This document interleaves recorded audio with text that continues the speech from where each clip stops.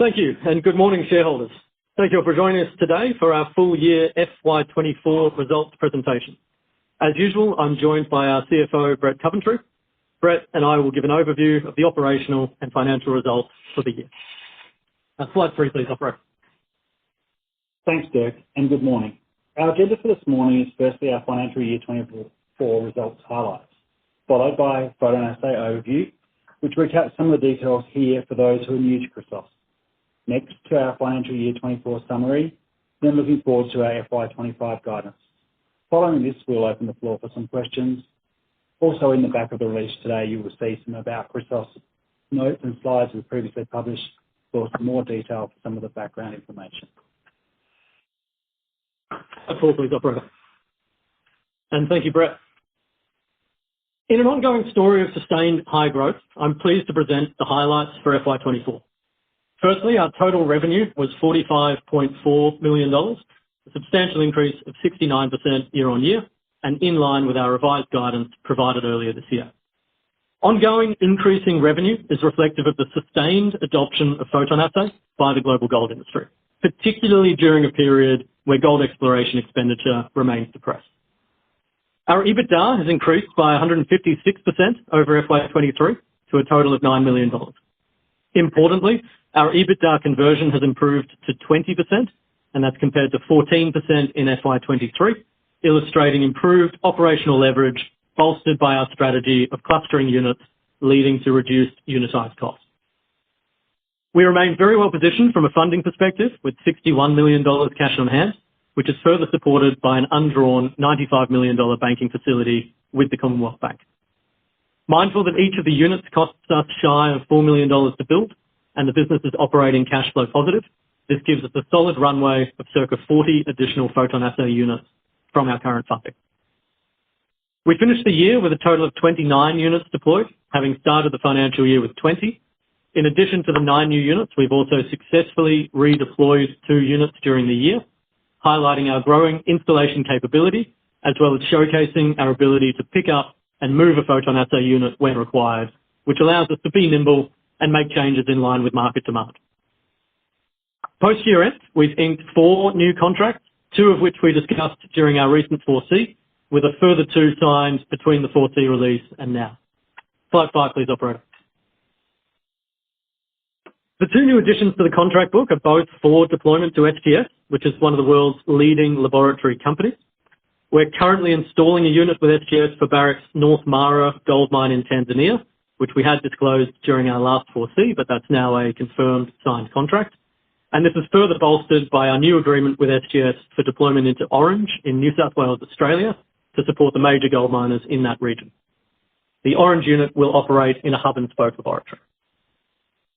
Our focus remains on building out our pipeline of deployment opportunities and diversifying our customer base to realign our deployment cadence with our manufacturing capacity. These 4 recent contracts support our growth plans for FY25 as we continue to broaden our network of PhotonAssay units around the world. I'm pleased to announce that the first Nevada Gold Mines PhotonAssay unit with MSA has begun installation, and we anticipate that at least 3 units will be deployed in support of the NGM mining complex. This presents a broader opportunity for Chrysos, apart from being an extension of our relationship with Barrick as part of their global adoption. The NGM complex is a joint venture with Newmont, which remains the biggest gold mining company in the world. We expect that our operations within NGM will provide us with better access to Newmont once our PhotonAssay technology is being used on the site.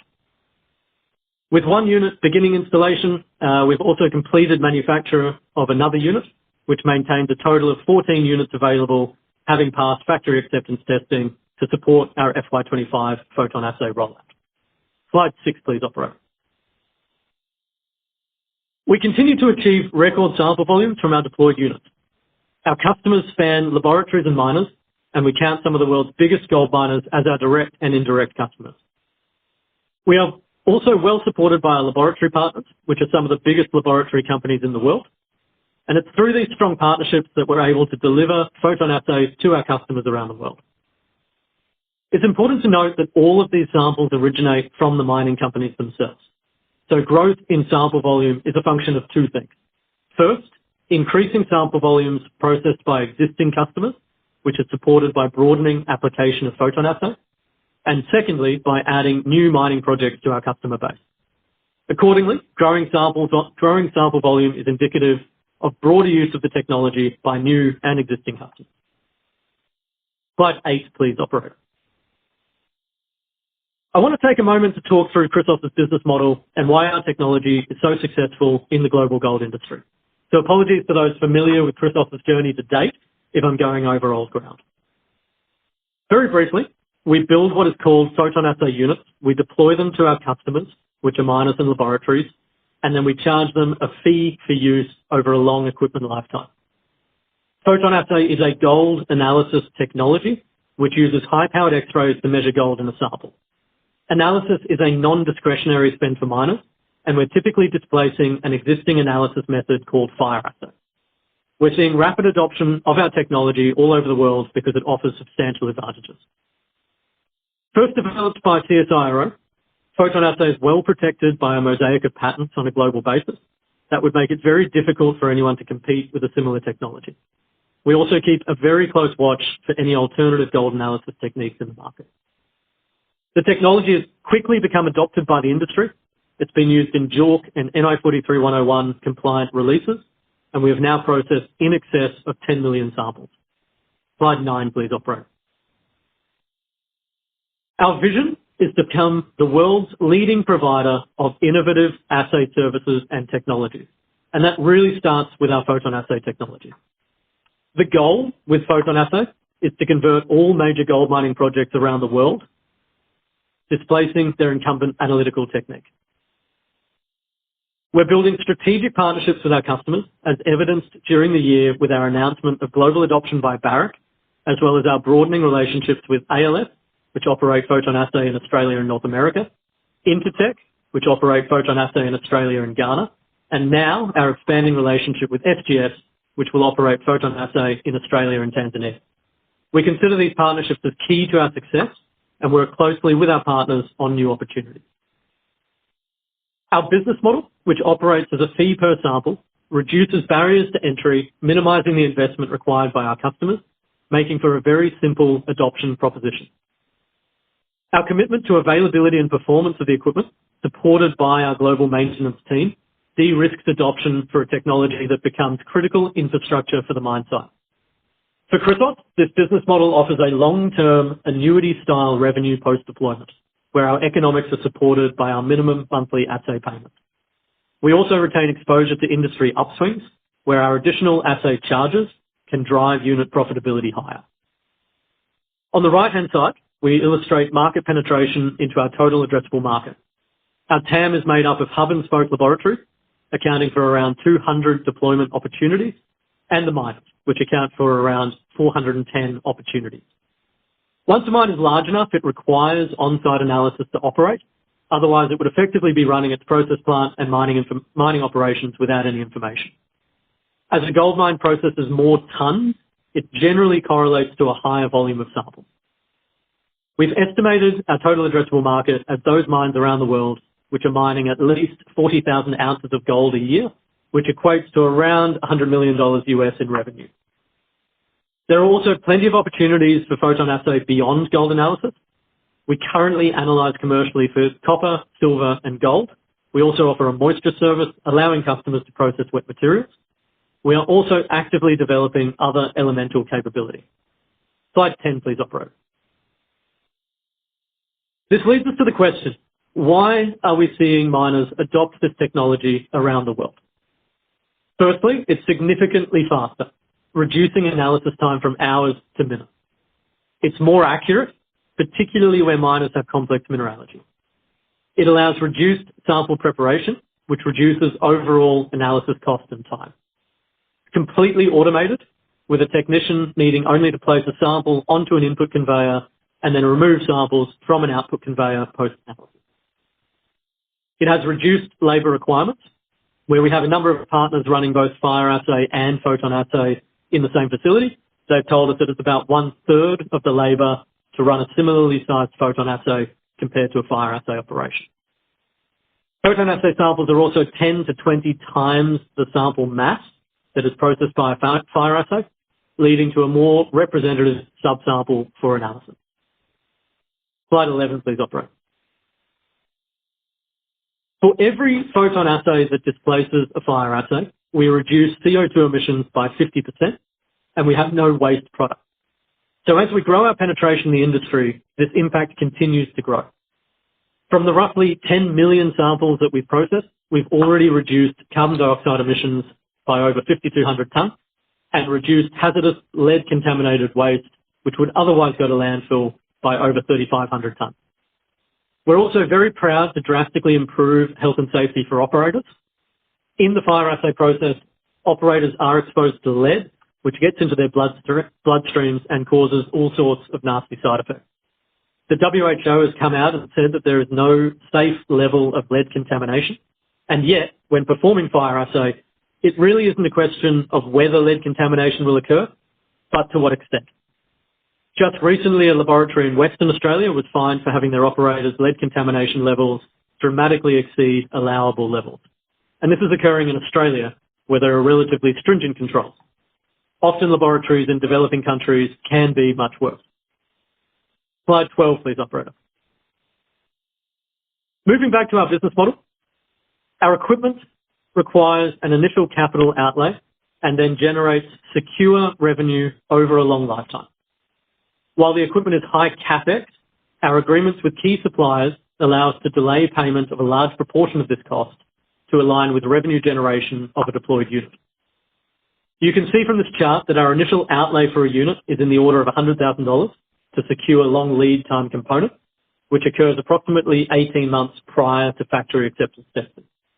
We then proceed to order the complete photon assay unit approximately 9 months ahead of factory acceptance testing, and we expend around 20% of the unit's capital at this point.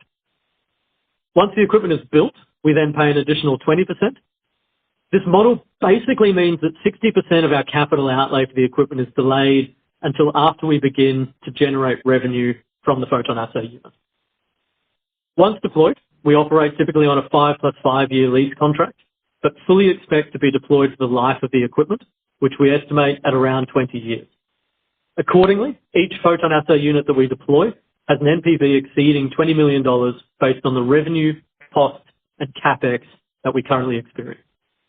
Slide 13, please, operator, and I'll pass to Brett so he can go into some further detail around these numbers. Thanks, Dirk, and we should be on slide 14 now. We introduced this slide earlier in the year as part of the maturing of our information we provide to give more visibility to the business and for those building their own models, a view to the direct costs associated with the deployment of photon assay. We continue to achieve very strong margins, achieving 76% per unit this year. We've also included here the indication of underlying minimum monthly assay payment, of course, being the stable locked-in revenue for the year. This is important as the minimum monthly assay payment is the baseline revenue for the business, while the additional assay charges will fluctuate with market conditions. Noting the revenue achieved with MMAP grew by 85% to $39.5 million this financial year. The opportunities exist both on the revenue side with the ability for additional assay charges driven by increased utilisation, and the cost side with increased reliability and clustering of our units amongst the drivers of this. Next slide, please. Revenues across the globe increased by 69%, with revenues outside of Australia now representing 55% of revenues globally, up from 33% in the previous financial year. Both our international regions had strong growth, with 211% growth for the EMEA region and 203% across the Americas. We expect the growth to continue in these regions and with ongoing deployments, including Latin America, with our first sales manager employed in this region. Next slide.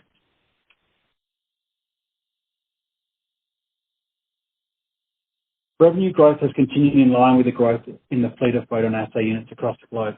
A quick reminder here, revenue commences from SAT, or site acceptance testing, being the date we hand the photon assay unit to our client.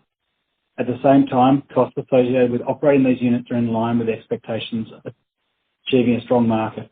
For clarity, when we talk about photon assay expenses, this is the all-in expenses of operating photon assay, being the maintenance, spares, and employee costs of operating our units. The achievement of the EBITDA position at $9 million is in line with our original guidance and is reflecting of ongoing improvement in margin conversion as our business matures. We expect our operating expenses to become increasingly incremental, and this year's results are reflective of our business's ability to be agile, adapting to change, manage costs, and deliver our financial goals.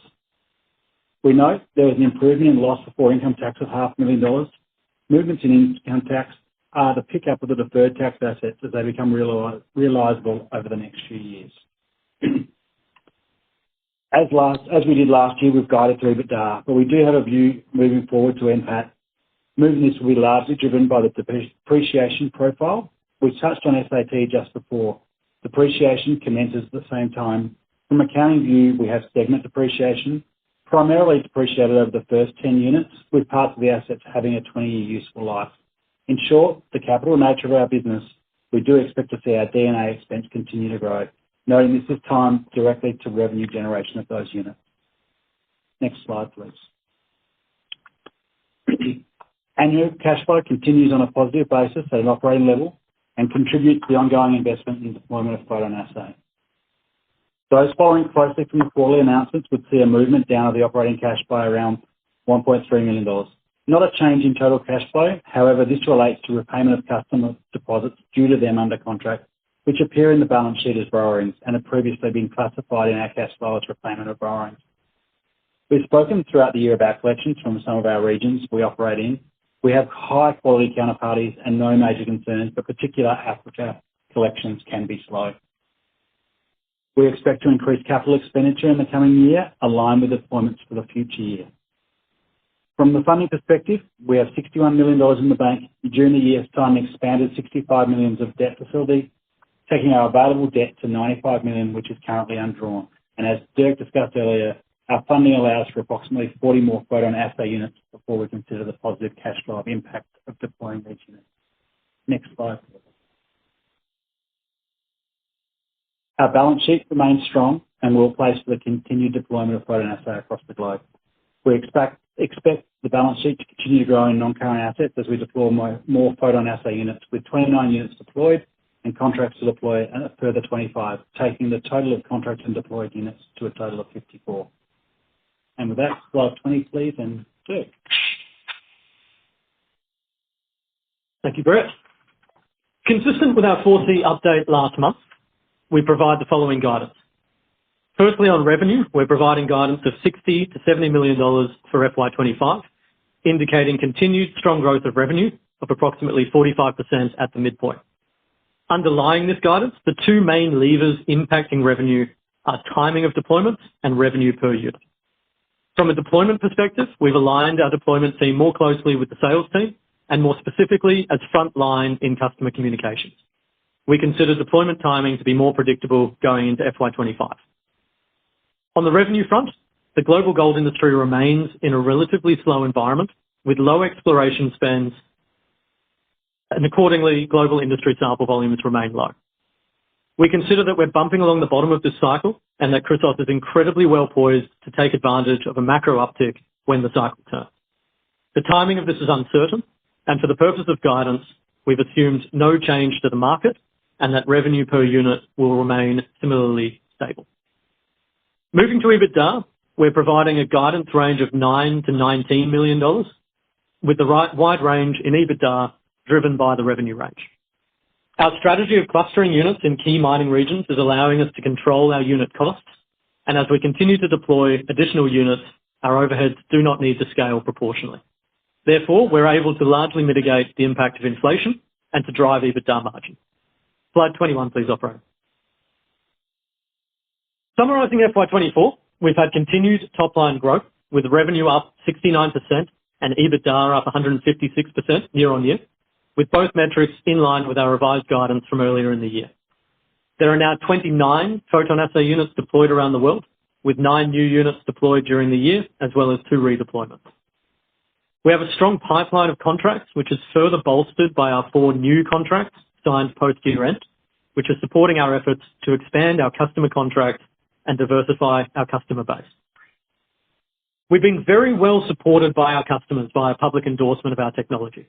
Firstly, with Barrick's global adoption of PhotonAssay announced in October last year, but further bolstered by Goldfields Australia, which talked about their exclusive use of PhotonAssay in Australia during our site visit earlier in 2024. Mindful that both of these companies are top 5 gold producing companies. More recently, Agnico Eagle, which is now the 3rd biggest gold miner in the world, presented their adoption of PhotonAssay by their Fosterville gold mine at a recent AusIMM conference. We anticipate this interest in our technology to continue to snowball as adoption by these big miners de-risks adoption for smaller gold miners and explorers. From a funding perspective, we remain well funded for future growth, with over $145 million available for investment into PhotonAssay units, mindful that we're operating cash flow positive.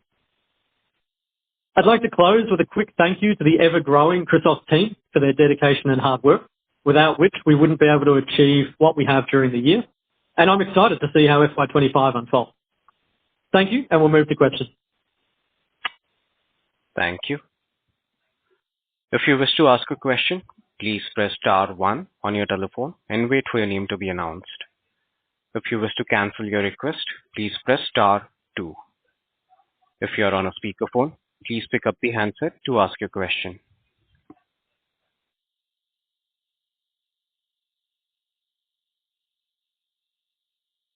Your first question comes from Josh Kanorakis from Barrenjoey. Please go ahead.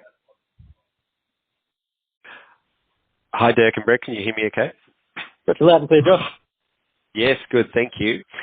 First one, just well done on signing some of the new contracts. Can we talk a little bit more about just the potential for, I guess, expansion with SGS and just maybe a bit more context around maybe how much they're sort of doing on mine site? I think they do more of that than, say, an ALS or something. So just interested in what their positioning is in that market versus sort of more the hub and spoke market that they also operate in.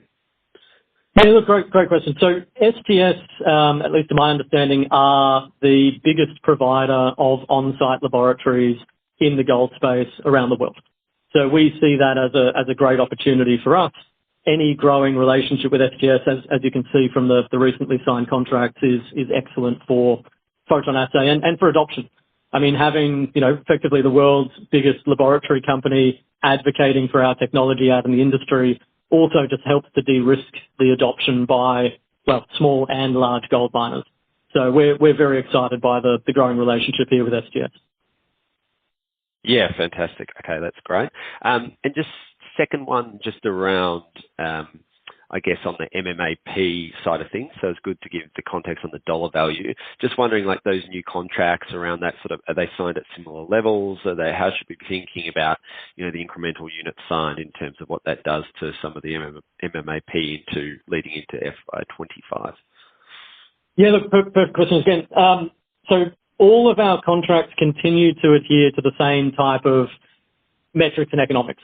So, you're talking about having a locked-in MMAP, the opportunity for additional assay charges coming through, everything's on a long cycle basis. So yeah, you could assume that they are relatively consistent with the other deals that we have out in the pipeline. Okay, that's great. And final one from me, and I know obviously for many reasons which you explained last time, not giving sort of deployment level guidance. Obviously, you've got those 14 units sitting there and ability to do more. How should we sort of think about just nearer term in terms of both, deployments, but just in terms of the weighting across the year in that at the moment? Is there any maybe a bit of extra colour you can give us on how we should be thinking about that?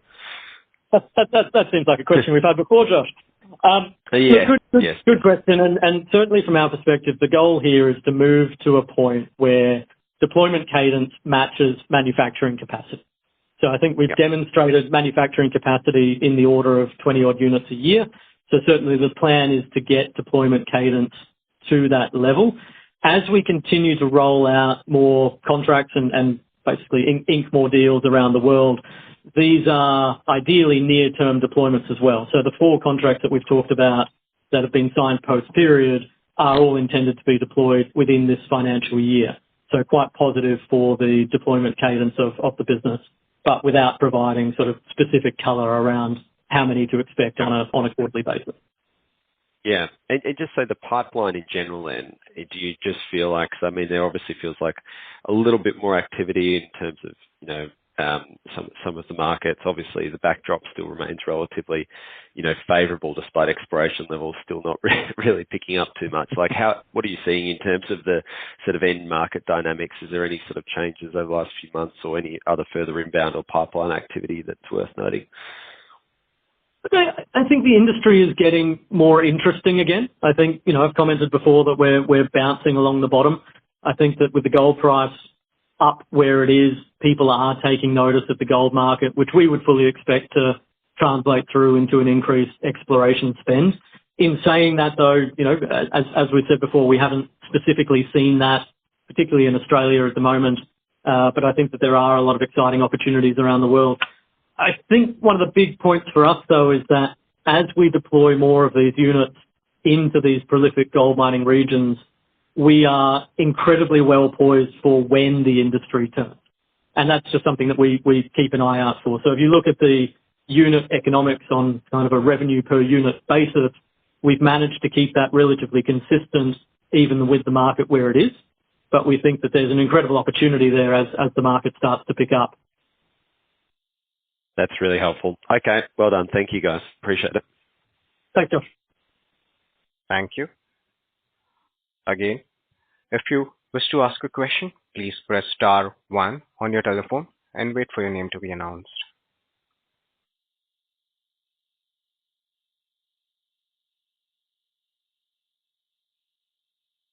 You may press star and 1 to ask a question.